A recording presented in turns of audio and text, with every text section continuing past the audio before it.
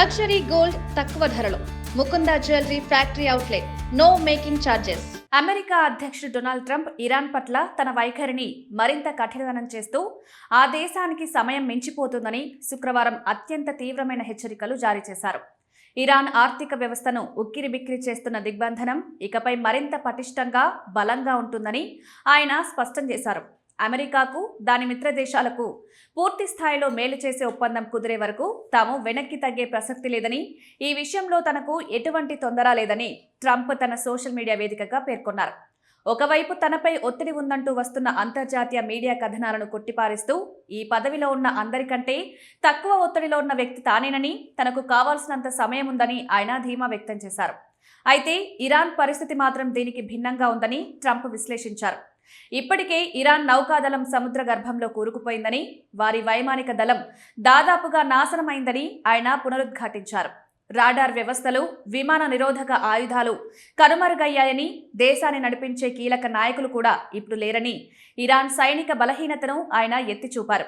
ఈ హెచ్చరికలు కేవలం మాటలకే పరిమితం కాకుండా క్షేత్రస్థాయిలో అమెరికా తన యుద్ధ నౌకలను హార్ముజ్ జలసంధి సమీపంలో మోహరించడం గమనార్హం.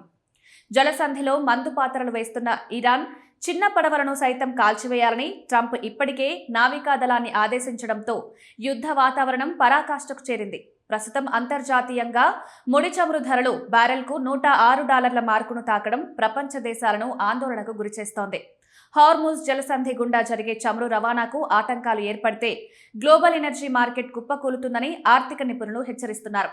ఇరాన్ తన పట్టును నిరూపించుకోవడానికి ప్రయత్నిస్తుండగా అమెరికా మాత్రం అల్టిమేటం ఇచ్చే దిశగా అడుగులు వేస్తోంది. ఇరాన్ ఓడరేవులపై విధిస్తున్న ఈ దిగ్బంధనం వల్ల ఆ దేశంలో నిత్యావసర వస్తువుల ధరలు ఆకాశాన్నంటుతున్నాయి. అమెరికా తన మిత్ర దేశాలైన ఇజ్రాయిల్, అరబ్ దేశాలతో కలిసి ఇరాన్పై ఒత్తిడిని ముమ్మరం చేస్తోంది. మరోవైపు ఇరాన్ నాయకత్వం ఈ బెదిరింపులకు లొంగేది లేదని, తమ దేశ సార్వభౌమాధికారాన్ని కాపాడుకుంటామని ప్రకటిస్తోంది.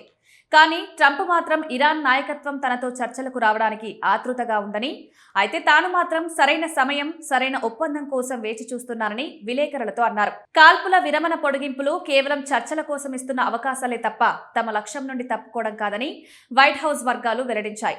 ప్రస్తుత పరిస్థితుల్లో ఇరాన్ తన ఆర్థిక, సైనిక మనుగడను కాపాడుకోవడానికి అమెరికా షరతులకు లొంగుతుందా లేదా ఆత్మరక్షణ కోసం పోరాటాన్ని ముమ్మరం చేస్తుందా అన్నది ప్రపంచవ్యాప్తంగా ఉత్కంఠను రేపుతోంది.